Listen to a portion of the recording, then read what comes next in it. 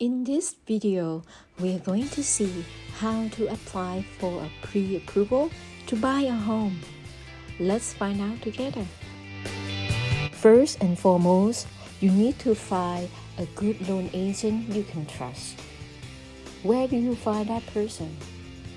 Well, it's simple as you talk with your friends or family members who have a good experience buying a home or refinance their homes before.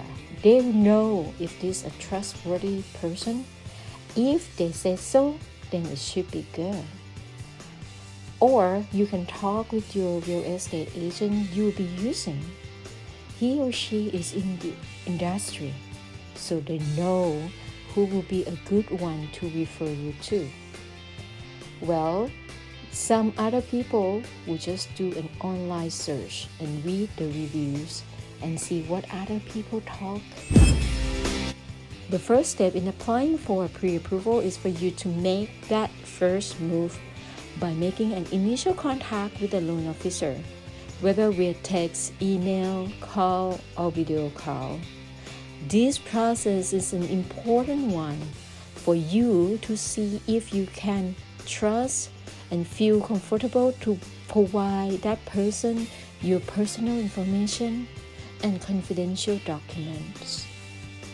It is for you to also ask for various questions regarding the loan programs that may work for your profile and your need. You may want to ask about closing costs and fees associated with the purchasing of the home. You may also ask what hours and mode of communication work for them, and that may work for you because you are going to work with that person for the next month or few months or longer, depending on how soon you can find a home you like.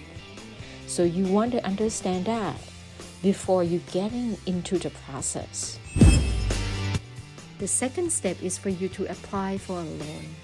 These days, a lot of people do the online application. You just need to get the link from the loan officer. You can do it on the cell phone, tablet, laptop, or computer. And you can do it anytime when you're free at your own pace.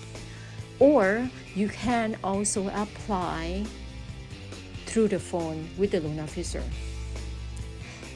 Or if you are old school, you can always meet the loan officer in person and provide your information.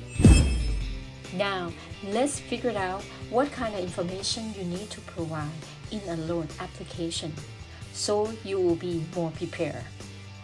First, personal information. This is to provide the bank your identity. You want to give your legal name, address, social security number, date of birth, and so forth. Second, employment information. This is for the bank to understand how you make a living.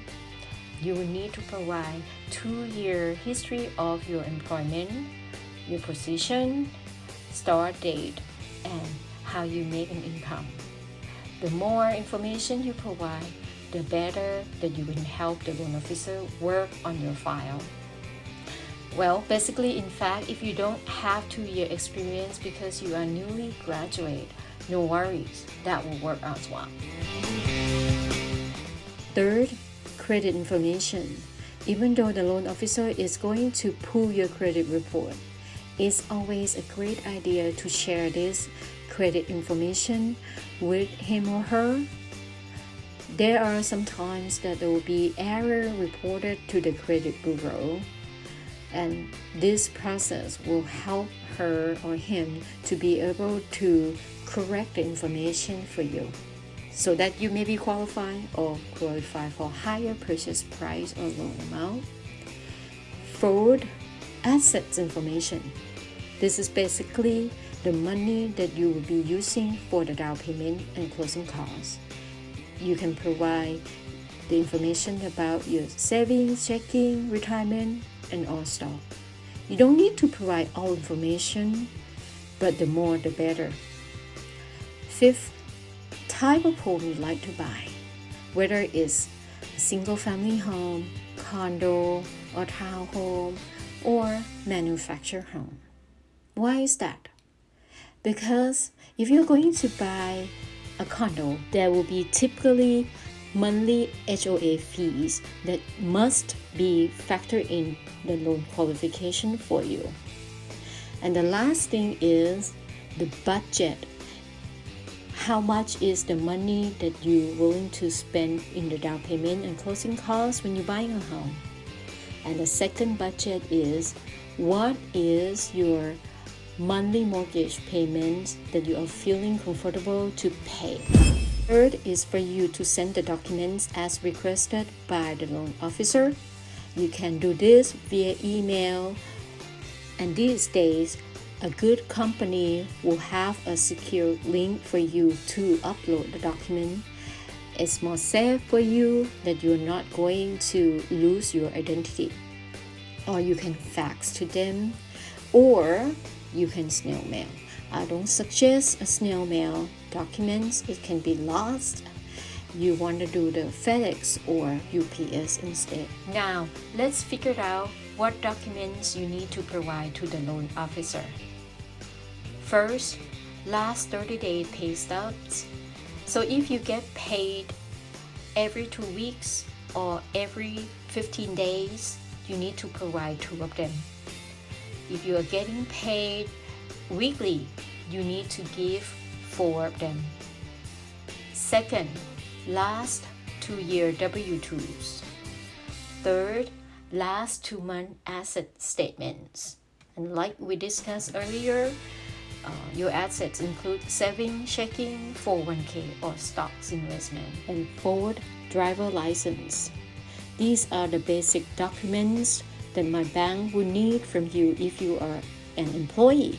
But if you are a self-employed borrower, meaning you own a business, even though you're also an employee, banks will also need your last 2-year federal tax returns. So be prepared that you may need to supply more information and documents.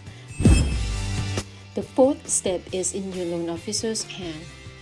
The loan officer will now review your loan application, the document that you submitted, and pull your credit report. With these, he or she will have a full, complete picture of your profile and will be able to find different loan options that suit to your profile and your goal. Fifth, for a good and experienced loan officer, he or she will run an automatic underwriting system or AUS for your file. And I think this is a very important step in a pre-approval process.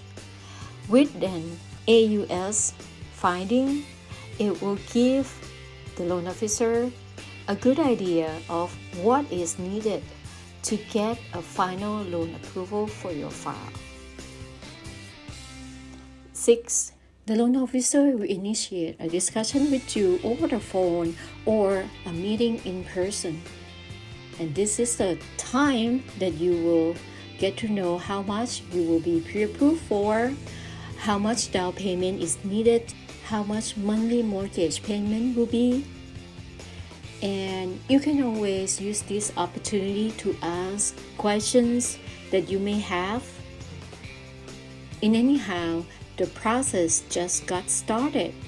Now the loan officer is ready to issue you and your real estate agent a pre-approval letter. Now your pre-approval is officially done. Congratulations for the hard work. You are ready for a home search. Bear in mind, it's important for you to keep your profile, including your income, employment, credit, and asset, just the same way at the time you do the pre-approval. Very important.